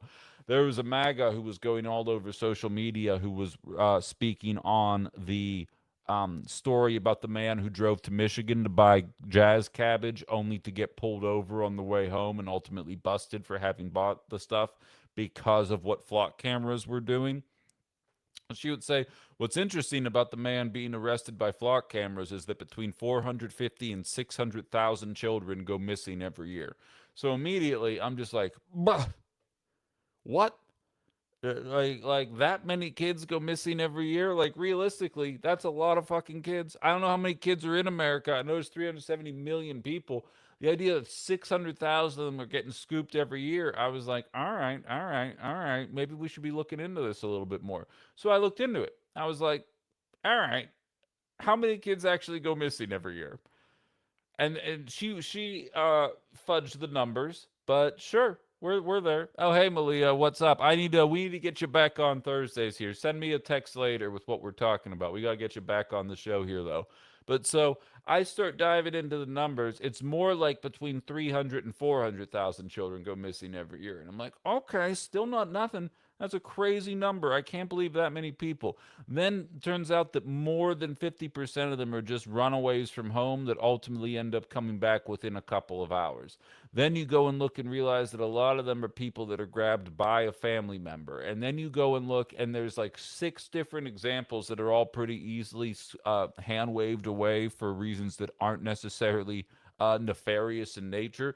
And then you get to the actual criminal abductions, and it accounts for less than 1%. Now, between 3,000 and 4,000 kids going missing every year is not nothing, and it should be taken seriously. Is that worth giving up all of your rights and all of your freedoms to not be on camera 24/7 and ultimately held to account for something that you have been alleged to do that broke a law, all in the name of addressing this issue? And more importantly, if we are going to address the issue, then why are we 100 timesing the problem in order to try and make a point? They are taking bullshit logic, or let's give this person the benefit of the doubt. They went on Chat GPT, just copied and pasted the data, and didn't actually dive into why it is that these numbers come out the way that they are. Whether or not you think it was nefarious in nature, or the person might just not be thorough in their research, the fact is that it is not a reasonable interpretation of a problem that, while it does exist, is not nearly as prevalent as you think it is. Now, if it's your son or daughter or my son or daughter, all of a sudden the fact that it's such a small number might not matter to us as much. But the fact is, to quote both Spock and Jesus, the needs of the many outweigh the needs of the few. And I don't want to be on these cameras 24/7 that are out there. And it's wild that it's so hard to find people willing to say that.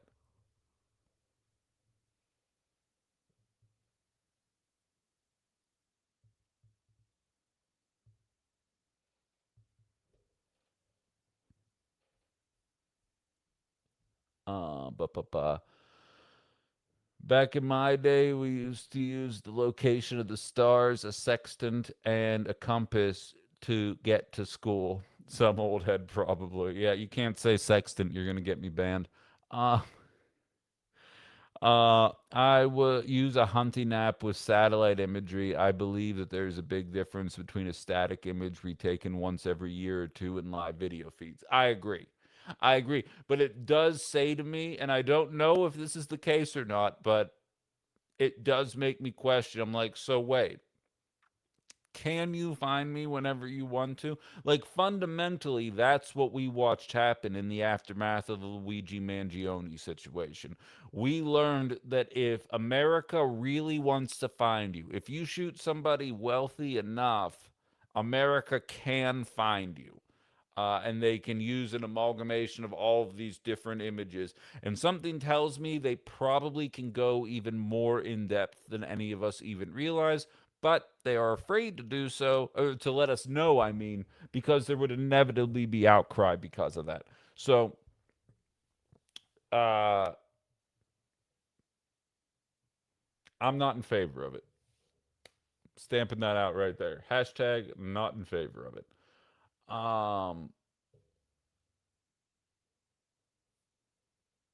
Honesty is the best policy. Pfft, not in insurance, you kidding me? But yeah, all right, what's this? It is estimated 1.1 million people are human trafficked in the US a year. Can cams help this? I would need to see more on that data before. You're telling me 0.3% of the population is trafficked every year? And again, if that really is the case, then show me some interest in trying to in trying to regulate these things in a way that makes people feel safe. It is the shady nature in which they are popping up everywhere. They hide them in different little parts now. Like, that is the frustration.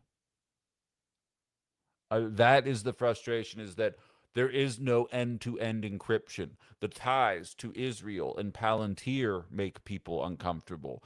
And again, in a nation where we are watching people criminalize thinking critically about Israel, I do not want to live in a world where we have cameras everywhere being like, wait, did he say that Netanyahu shouldn't be blowing up school children?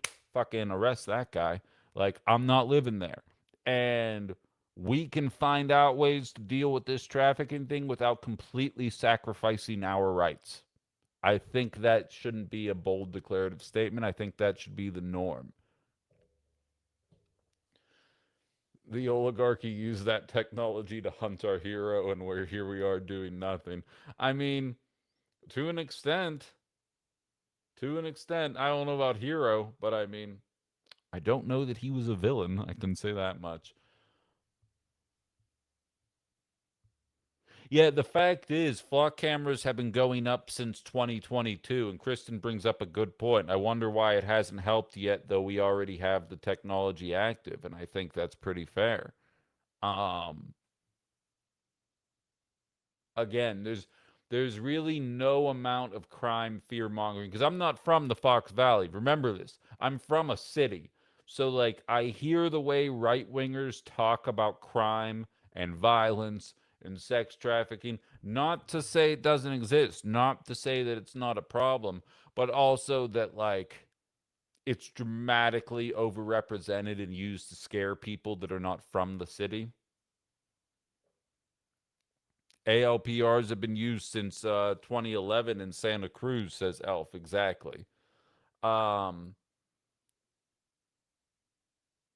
and it's not like flock cameras would be used to crack down on anybody on the Epstein list, right? Hey, let's follow around Bill Gates using these ALPR tech and see what he was doing that entire time. That's not a conversation that's going to be had. Can we all agree? So if you allegedly do care about the trafficking and the underground ring and all that jazz, then that should probably be, like I always say, start at the top and work down. Don't tell me we're not allowed to cook on gas stoves anymore, which isn't happening by and large, but I'm just using this as a hypothetical. Don't tell me I can't cook on gas stoves anymore when you're allowing billionaires to fly private jets. Start up here and then apply it to the masses. Crack down on 950 billionaires, crack down on the people who are mentioned in the Epstein list, and then apply it to the rest of society. Show me that you mean business and you're not just trying to create a police state, which I ultimately think is what they are trying to do with this. We've been using them on toll roads for ages. Exactly. They were still frame, grainy. When you pass through the tolls, here's the license plate in case they don't end up paying it. That I think everybody can get behind. It's that it follows people everywhere. And the facial recognition. They're putting these flock cameras up on golf courses now. There's no cars there. That's specifically for facial recognition. Now, again, private companies can do whatever they want. I just wouldn't go golf there, but I also wouldn't go golf anywhere because I don't really do white people stuff. But it that's a private institution. Far be it for me. I begrudge nobody who wants facial recognition on their premises and wants to use that to be able to monitor what's going on in their neck of the woods, in their business. Totally. Totally. Do whatever you want. It's the public element of it that I think everybody can and should have a problem with it. Um, Justin says he lolled at white people stuff. Well, you know. Um, but yeah, all right. I feel like that does it for a Monday here. I do want to let you guys know, and I'll be mentioning it again tomorrow as well. I always do Ben After Dark. Tuesday's not going to be any different. However, it's probably going to go late into the evening. Anybody who wants to stick around or stick it out, I'm going to be watching the bulk of the primary results come in tomorrow night, and I'm going to be collaborating with Resistance Radio. It's a progressive talk show. I was on it one other time about a month ago with a couple of people up in Green Bay. We're all going to be meeting at Fox River House. I think there's a watch party going on there, so you're more than welcome to come down live. I'll even bring you on the show if you want to hop on. But so I'm going to be doing a live watch party, and I don't know what to expect on Tuesday. I don't know if there has been a concerted effort, if the Evers endorsement of Crowley is going to make this closer than we think, if we're going to be waiting until 11:30 at night or even later to determine who's going to come away with the governor's race. Um, Again, or come away with the governor's race here, or is it going to be 8:45 and Francesca Hong's going to be up to like 65%, and second place is going to be significantly lower than that? I have no idea. So I'm not making any commitment to how long that stream is actually going to be, but I am going to be at a watch party streaming. It might just be on my YouTube and Facebook. I'm going to have to see what kind of technical capabilities I have there, if I'm going to be able to bring Twitter along for the, or rather TikTok along for the ride that night or not. But yeah, and I agree with you, Violet. I'd prefer not to be referred to as laid off a second time in a row. but we'll see what happens. But in any event, so that will be tomorrow. We obviously have a Ben After Dark tonight as well at 7 p.m. We'll be jumping into that. But I just want to let you guys know, Fox River House, I'll be there right around 7 o'clock and probably hanging around at least into the wee hours. I don't know that I will be physically engaged and talking to you guys the entire time. We'll see what happens if there's a rotation of people. I know Meg's going to be there, who has been on a Ben After Dark before. I might try and find a way to bring Aaron the intern on if it's possible. Again, with the technical capabilities that I have there, we're going to have to cross that bridge as we go. But nevertheless, I hope you guys, if you can't show up in person, don't watch the results alone. Watch it with some friends. Watch it with this community, and tell 5 friends that we're also going to be doing that. So that is tomorrow. No interviews as far as I'm aware. Unfortunately, I wasn't able to schedule David Crowley to come on the show, which I'm kicking myself for. But we did lose a week and a half in the aftermath of the tornado in terms of me really setting up conversations and whatnot. So, yes, Carla, I did not have any doubts about whether or not you would be attending that party tomorrow or not. Did not cross my mind. Have fun at your watch party, though. Maybe we'll try and find a way to get you on. We can cross streams, as the kids say, and talk about what we're seeing at our respective parties there. But so, all right. That does it for that. Thank you very much. Again, if you're joining us late, Rick Crossan was on at the first half hour. It'll be available once it's up on my YouTube page, once it renders and all that jazz. We'll be back tonight, Ben After Dark, 7 p.m. Central Time, YouTube, Facebook, and TikTok. Please support the show any way you can, whether that's subscribing, if you can make contributions. I do have a link tree available in my bio, wherever it is that you are listening to this show right now. I got to get out of here, get an article ready for the Minocqua Brewing Company, and then I'm off to set up my professional studio at my sponsor's place with a couple of friends of mine. So we'll be talking to that.